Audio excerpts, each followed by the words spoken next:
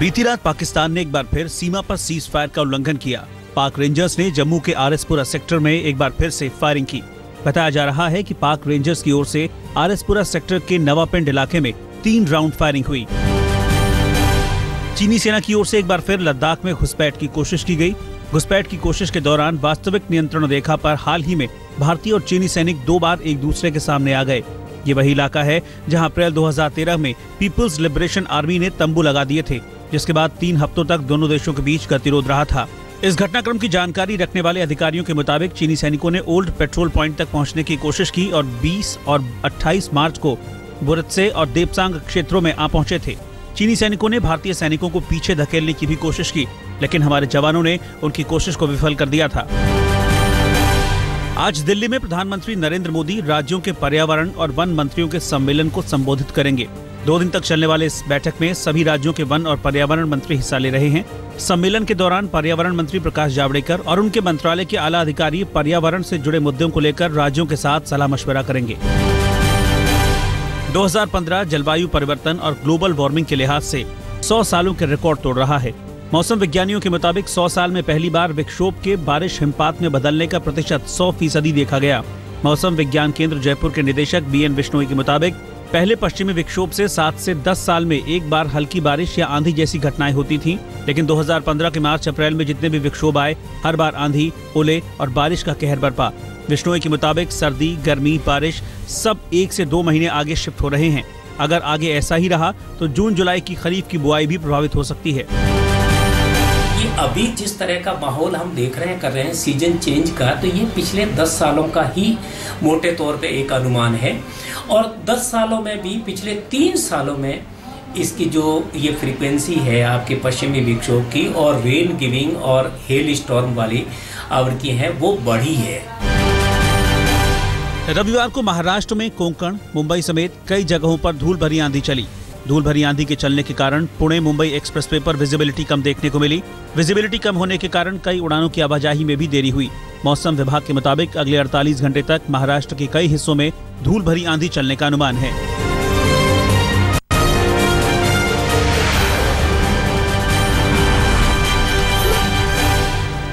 Bharatiya Janata party आज 35 साल की हो गई। फाउंडेशन डे पर आज पार्टी मुख्यालय में खास कार्यक्रम रखा गया है। इस मौके पर पार्टी अध्यक्ष अमित शाह कार्यकर्ताओं को संबोधित करेंगे। 2014 लोकसभा चुनाव में ऐतिहासिक जीत के बाद पार्टी का पहला फाउंडेशन डे है। सदस्यता के मामले में कुछ दिन पहले बीजेपी दुनिया की सबसे बड़ी राजनीतिक पार्टी बन चुकी है। अंबेडकर जयंती मनाने को लेकर बीजेपी और बीएसपी में होड़ मच गई है। दोनों ही पार्टियां 14 अप्रैल को भारी भरकम कार्यक्रम करने जा रही हैं। बीजेपी नेता दलितों के घर खिचड़ी भोज कर बीएसपी के वोट बैंक में सेंध लगाएंगे। पार्टी ने इसे सामाजिक समरसता अभियान का नाम दिया है। बीजेपी की नजर 2017 में होने वाले विधानसभा चुनाव पर है। पिछले लोकसभा चुनाव में बीजेपी को यूपी में ऐतिहासिक जीत मिली थी। बिहार में मोदी रथ को रोकने के लिए जनता परिवार एक हो गया है। पटना में आरजेडी सुप्रीमो लालू प्रसाद यादव ने इसकी तस्दीक कर दी कि आरजेडी समेत 6 पार्टियों का जनता परिवार में विलय हो चुका है। मुलायम सिंह यादव जल्द ही इसका औपचारिक ऐलान करेंगे। लालू यादव के राज से ही, बिहार से ही नरेंद्र मोदी के खोता उजड़ेगा देश भर से। आज सब लोग फॉलो करेगा तो ये सब हमारे साथी और जनता की जो चाहत थी, हम लोग इकट्ठा समझिए कि पक्का होगा। जनता परिवार में जिन दलों का नाम लिया जा रहा है उसमें शामिल हैं समाजवादी पार्टी, राष्ट्रीय जनता दल यूनाइटेड, जनता दल सेक्युलर, भारतीय राष्ट्रीय लोक दल और समाजवादी जनता पार्टी। जनता पार्टी के परिवार के विलय से लालू खासे उत्साहित हैं। बिहार में अक्टूबर-नवंबर में चुनाव होने वाले हैं और लालू ने उम्मीद जाहिर की है कि दिल्ली के बाद बिहार में मोदी का रथ जनता परिवार रोक लेगा। आरजेडी राष्ट्रीय कार्यकारिणी में लालू यादव ने एक और अहम संकेत दिया। लालू यादव ने इशारों में साफ कर दिया है कि उनका उत्तराधिकारी उनका बेटा ही होगा, लेकिन कौन बेटा उत्तराधिकारी होगा इस पर लालू ने कुछ भी साफ नहीं किया है।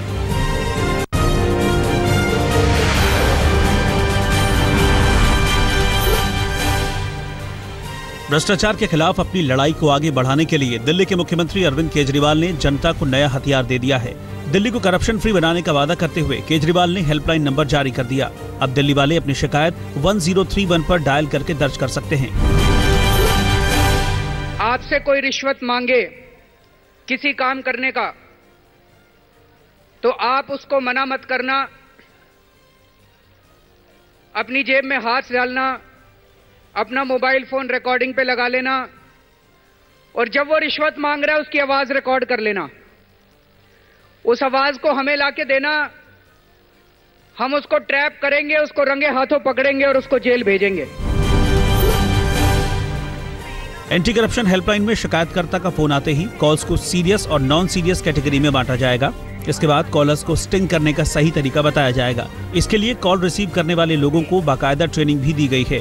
खास बात यह है कि कॉल रिसीव करने वालों की पहचान गुप्त रखी जाएगी और वो कॉल्स की प्रामाणिकता की जांच करने के लिए शिकायतकर्ता के नंबर पर दोबारा कॉल भी करेंगे। एंटी करप्शन हेल्पलाइन लॉन्च करते वक्त दिल्ली के मुख्यमंत्री अरविंद केजरीवाल ने प्रधानमंत्री मोदी पर भी निशाना साधा। उन्होंने कहा कि हम जुमले का खेल नहीं खेलते, जो कहते हैं वो करके दिखाते हैं। उन्होंने केंद्र पर एंटी करप्शन ब्यूरो का दायरा घटाने का आरोप भी लगाया। 21 साल तक एंटी करप्शन ब्रांच दिल्ली के अंदर कोई भ्रष्टाचार करता था उसको पकड़ सकती थी। जैसे ही उनकी सरकार आई उन्होंने ऑर्डर पास कर दिया केंद्र सरकार ने कि दिल्ली की एंटी करप्शन ब्रांच केवल दिल्ली वालों के भ्रष्टाचार को पकड़ेगी, केंद्र वालों को नहीं पकड़ेगी, दिल्ली पुलिस को नहीं पकड़ेगी, डीडीओ को नहीं पकड़ेगी, एनडीएमसी को नहीं पकड़ेगी। आम आदमी पार्टी हमेशा वीआईपी कल्चर के खिलाफ ही बोलती रही है, लेकिन इसी मुद्दे पर कांग्रेस ने केजरीवाल को घेर लिया है। दिल्ली के तालकटोरा स्टेडियम में आम आदमी party anti corruption helpline number launch कर रही थी और स्टेडियम के बाहर वीआईपी गेट की सूचना लगी हुई थी। कांग्रेस नेता अजय माकन ने इस पर सवाल उठाते हुए ट्वीट किया कि सिर्फ 50 दिनों में आम आदमी पार्टी वीआईपी या वीवीआईपी पार्टी बन गई है।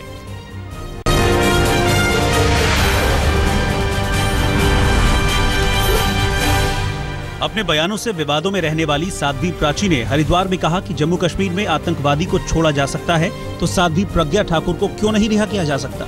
उन्होंने इसके लिए आंदोलन करने की चेतावनी दी। साध्वी प्राची ने मुस्लिम आबादी पर टिप्पणी करते हुए कहा कि अगर इस पर अंकुश नहीं लगाया गया तो वो दिन दूर नहीं जब हिंदू इस देश में अल्पसंख्यक हो जाएगा।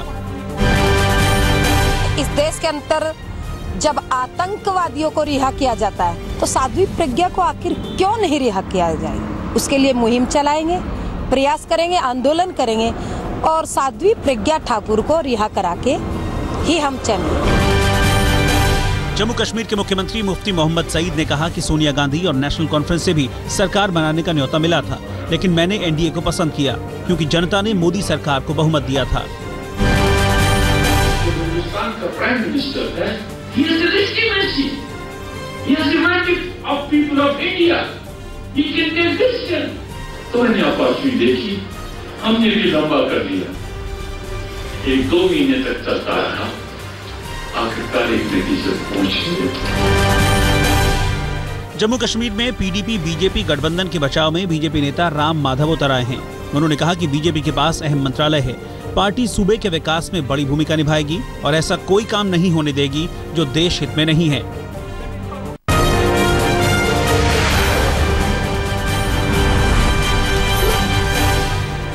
मध्य प्रदेश के मुरैना में रेत माफियाओं का आतंक जारी है।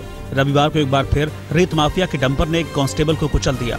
इस घटना में कांस्टेबल की मौके पर ही मौत हो गई।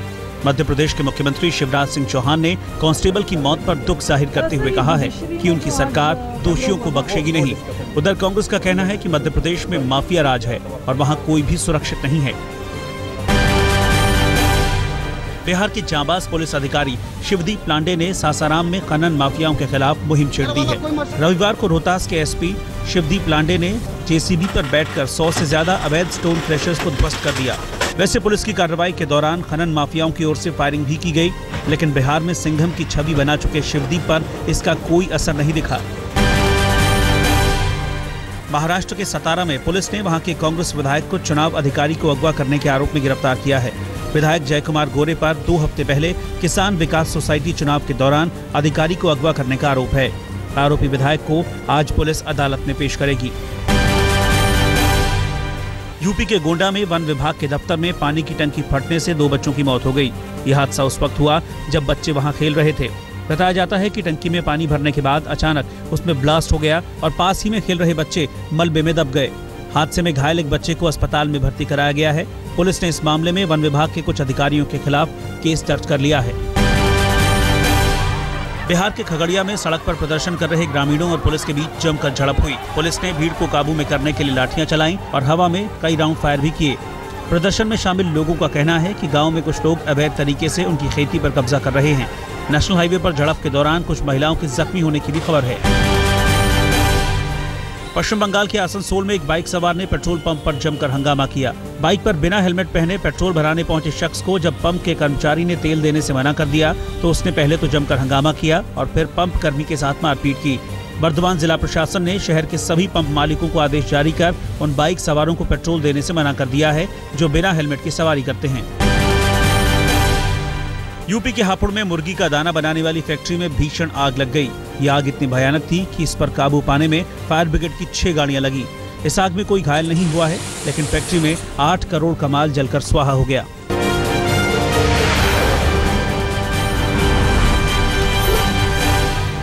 आठ अप्रैल से शुरू होने वाले आईपीएल मुकाबले के लिए दिल्ली डेयरडेविल्स की टीम पूरी तरह से तैयार हो चुकी है। टूर्नामेंट में पहले रविवार को दिल्ली डेयरडेविल्स के खिलाड़ियों ने मीडिया से बात करते हुए कहा कि वो इस बड़े मुकाबले के लिए तैयार हैं। भारत के खिलाफ ऑस्ट्रेलिया की ओर से खेल चुके भारतीय मूल के तेज गेंदबाज गुरिंदर सिंह संधू का कहना है कि वो भारत में खेलने को लेकर काफी उत्साहित हैं। वहीं दक्षिण अफ्रीका के स्पिनर इमरान ताहिर का कहना है कि वो आईपीएल में खेलने के लिए लंबे वक्त से इंतजार कर रहे थे। मैं तो पिछले 2-3 साल से टारगेट रख के, तो एक्चुअली 6 साल से टारगेट रख के बॉलिंग कर रहा था कि कभी आईपीएल की अपॉर्चुनिटी मिलेगी। तो वो and I was lucky that last year I had a chance. तो लेकिन मेरा तो ग्रेट एक्सपीरियंस है ये, for me this is one of the best league. तो यहाँ पे अगर परफॉर्म करना है तो very special. Kolkata night Riders को बीसीसीआई की ओर से बड़ी राहत मिली है। बोर्ड ने वेस्टइंडीज के स्पिनर सुनील नरेन के एक्शन को हरी झंडी दे दी है। पिछले साल चैंपियंस लीग के दौरान नरेन के एक्शन पर उंगली उठी थी और नरेन इस बार वर्ल्ड कप में भी नहीं खेले थे। बांग्लादेश में आए तूफान में 24 से ज्यादा लोगों की मौत हो गई, जबकि सैकड़ों लोग जख्मी हो गए। तूफान का सबसे ज्यादा कहर बोगरा जिले पर बरपा, जहां कई घर ढह गए, हजारों पेड़ उखड़ गए। राजधानी ढाका में भी तूफान का असर रहा, लेकिन यहां किसी के हताहत होने की खबर नहीं है। यमन में सेना और विद्रोहियों की झड़प में रविवार को भी 12 से ज्यादा लोग मारे गए। यमन के शहर अदन में दिन भर गोलियों की आवाजें सुनाई देती रहीं। हूती विद्रोहियों और राष्ट्रपति अब्द रब्बू मंसूर हादी की वफादार सेना के बीच जमीनी संघर्ष भी तेज हो गया है। विद्रोही सेना शहर के भीतर घुस गई और रिहायशी इलाकों में बमबारी शुरू कर दी। उन्होंने कई बिल्डिंगों में आग लगा दी। विद्रोही हूती सेना ने सितंबर में राजधानी पर कब्जा कर लिया था और दक्षिण में स्थित बंदरगाह अदन की ओर बढ़ने लगे थे। पाकिस्तान के विपक्षी नेता इमरान खान 8 महीनों के बॉयकॉट के बाद संसद लौटेंगे। सरकार ने 2013 के आम चुनाव में कथित गड़बड़ी की जांच के लिए न्यायिक आयोग के गठन की उनकी मांग स्वीकार कर ली है। कल इमरान ने कहा कि यमन मुद्दा अहम है, इसलिए संसद के संयुक्त सत्र में मैं खुद भी हिस्सा लूंगा।